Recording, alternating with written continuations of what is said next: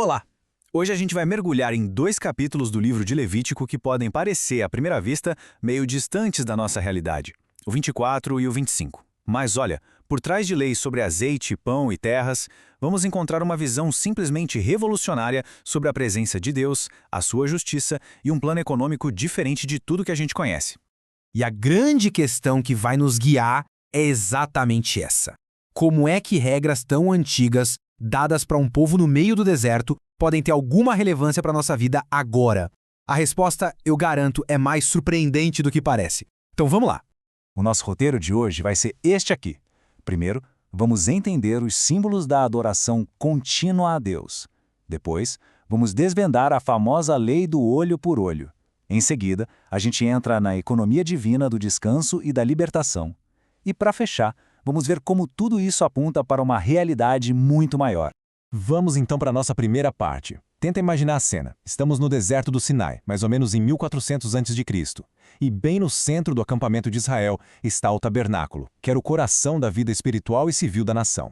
E aqui a coisa fica muito interessante. Tinha esses dois símbolos centrais, a lâmpada, a menorá, que tinha que ficar acesa sem parar, simbolizando que a presença de Deus nunca se apaga, e os 12 pães, um para cada tribo, representando que Deus sustentava e se lembrava de todo o seu povo, o tempo todo. E o detalhe é que não eram símbolos parados, não.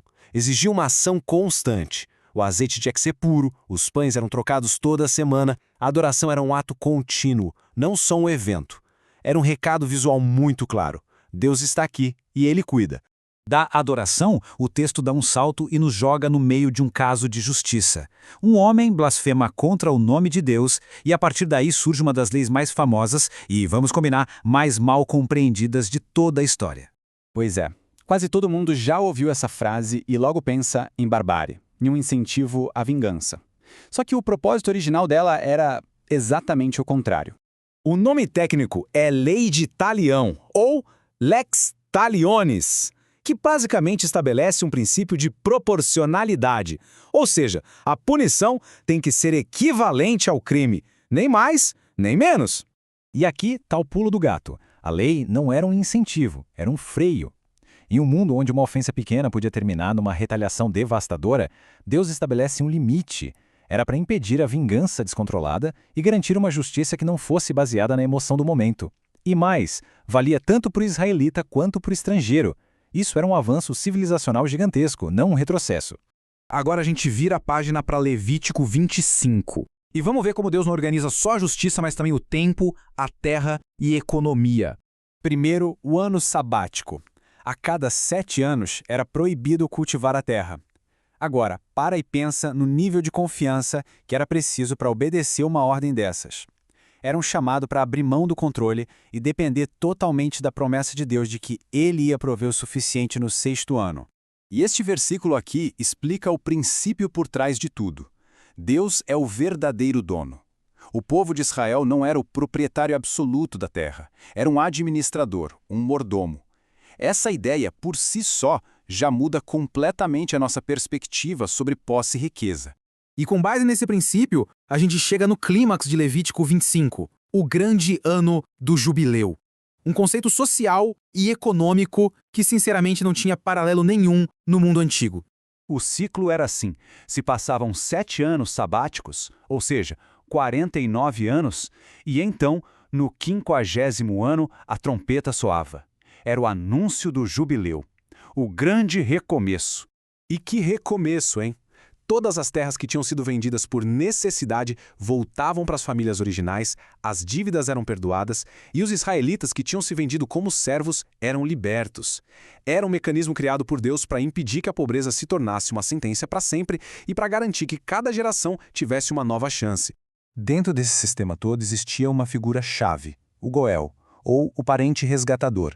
Era um parente próximo que tinha a responsabilidade de intervir, de comprar de volta a terra ou a liberdade de um familiar que estava em apuros. A missão dele era manter a herança na família.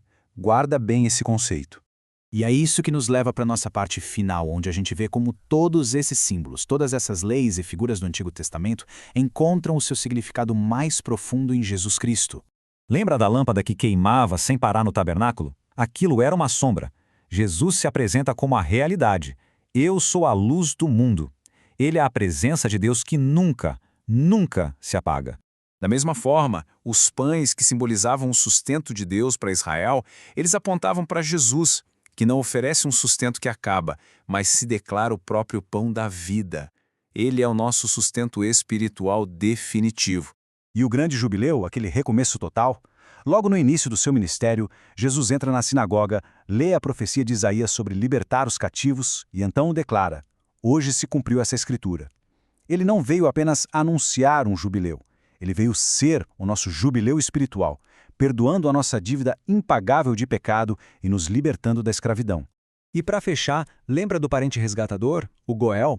Jesus se tornou nosso parente, assumiu a nossa natureza humana para poder agir como nosso Goel.